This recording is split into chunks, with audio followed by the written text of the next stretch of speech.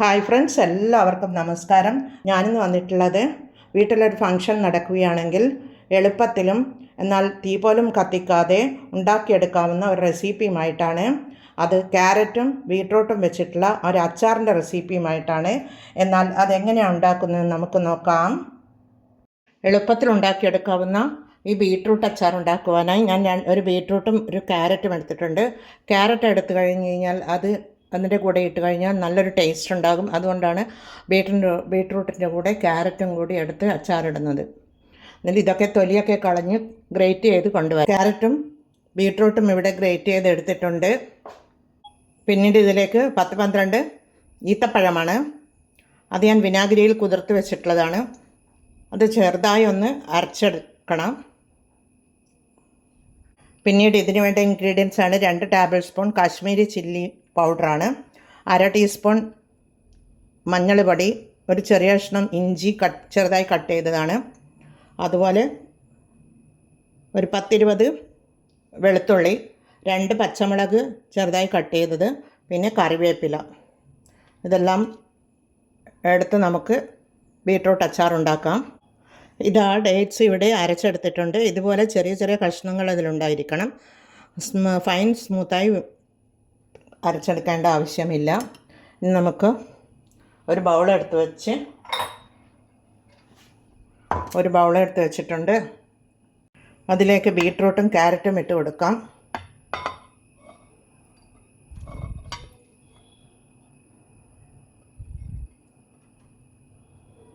പിന്നീട് ഇതിലേക്ക് 1/2 ടീസ്പൂൺ മഞ്ഞൾ പൊടി ഇട്ട് കൊടുക്കുന്നുണ്ട്.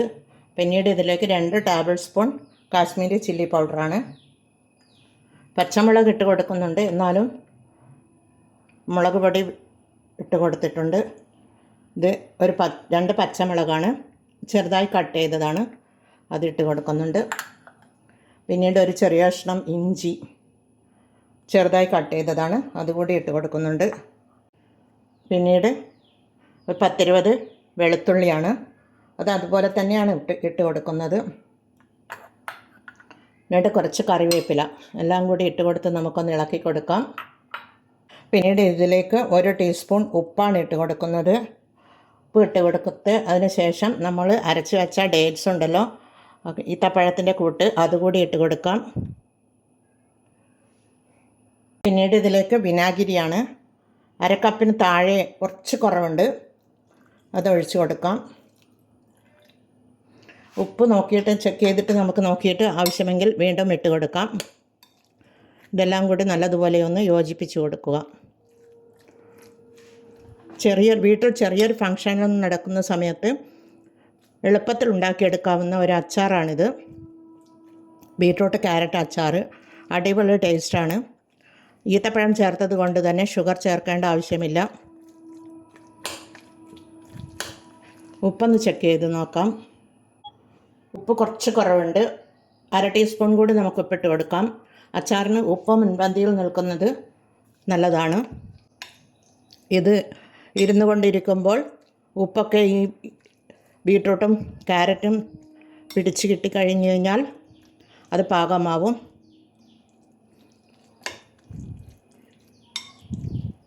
ഇതിൽ വിനാഗിരി ഇത്രയും മതി. ഇതിൽ നിങ്ങൾക്ക് കുറച്ച് ഗ്രേവിയോട് കൂടി വേണമെന്നുണ്ടെങ്കിൽ തിളപ്പിച്ചാറിയ ശേഷം മാത്രമേ വെള്ളം ഇതിലേക്ക് ഒഴിച്ചു കൊടുക്കാൻ പാടുള്ളൂ.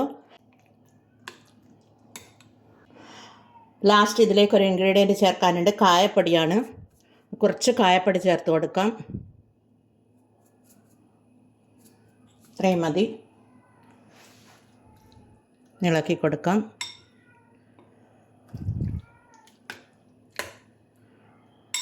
ഓണം സ്പെഷ്യലായിട്ടുള്ള ബീട്രൂട്ട് ക്യാരറ്റ് അച്ചാർ ഇവിടെ റെഡിയാണ്.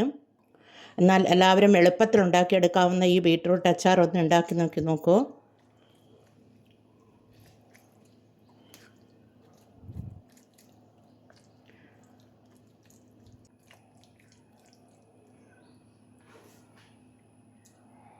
കല്യാണ വീടുകളിലൊക്കെ ഇതേപോലെയാണ് അച്ചാർ ഉണ്ടാക്കാറ്. പക്ഷേ കുറച്ച് ബീട്രൂട്ട് പുഴുങ്ങി അരക്കുകയും ചെയ്യും. ഞാൻ അതുപോലെയൊന്നും ചെയ്തിട്ടില്ല. ബീട്രൂട്ട് കുറച്ച് പുഴുങ്ങി അരക്കുകയാണെങ്കിൽ അടിപൊളി ടേസ്റ്റ് ആയിരിക്കും. ചോറ്, നെയ്ച്ചോറ്, ബിരിയാണിക്കൊപ്പം കഴിക്കാൻ പറ്റിയ നല്ലൊരു ബീട്രൂട്ട് ക്യാരറ്റ് അച്ചാറിൻ്റെ റെസിപ്പിയാണിത്. എന്നാൽ എല്ലാവരും ഇതുപോലെ ഒന്ന് ട്രൈ ചെയ്ത് നോക്കി, ഈ ഓണത്തിന് ഇതുപോലെ ഒന്ന് ട്രൈ ചെയ്ത് നോക്കി ഫീഡ്ബാക്ക് അറിയിക്കണേ. കമൻറ്റും സബ്സ്ക്രൈബും ചെയ്ത് സപ്പോർട്ട് ചെയ്യണേ. ഇതിന് എരിവും വിനാഗിരി ഒഴിച്ചത് കൊണ്ട് അതിൻ്റെ പുളിയുമുണ്ട്, എരിവുമുണ്ട്, പച്ചമുളക് ഇട്ടത് കൊണ്ട് അതിൻ്റെ എരിവുമുണ്ട്, ഉപ്പും ഒക്കെ കറക്റ്റാണ്. 2 ദിവസം ഒരു 2 ആഴ്ച വരെ ഇത് പുറത്തിരുന്നുകൊള്ളും വിനാഗിരി ഒഴിച്ചത് കൊണ്ട്. പിന്നീട് നമുക്ക് കൂടുതലായിട്ട് അച്ചാർ കൂടുതലാക്കി ബാക്കി വന്നിട്ടുണ്ടെങ്കിൽ ഫ്രിഡ്ജിൽ സൂക്ഷിച്ചേക്കാവുന്നതാണ്. ഇനി നമുക്കിതൊരു ഇതേപോലെയുള്ള ഗ്ലാസിൻ്റെ ജാറിലാക്കി വെക്കണം. എന്നാൽ എല്ലാവരും ഇതുപോലെ ഒന്ന് ട്രൈ ചെയ്ത് നോക്കി ഫീഡ്ബാക്ക് അറിയിക്കണേ. കമൻറ്റും സബ്സ്ക്രൈബും ചെയ്ത് സപ്പോർട്ട് ചെയ്യണേ. അടുത്തൊരു വീഡിയോയുമായി വരുന്നത് വരെ എല്ലാവർക്കും താങ്ക് യു ഫോർ വാച്ചിങ്.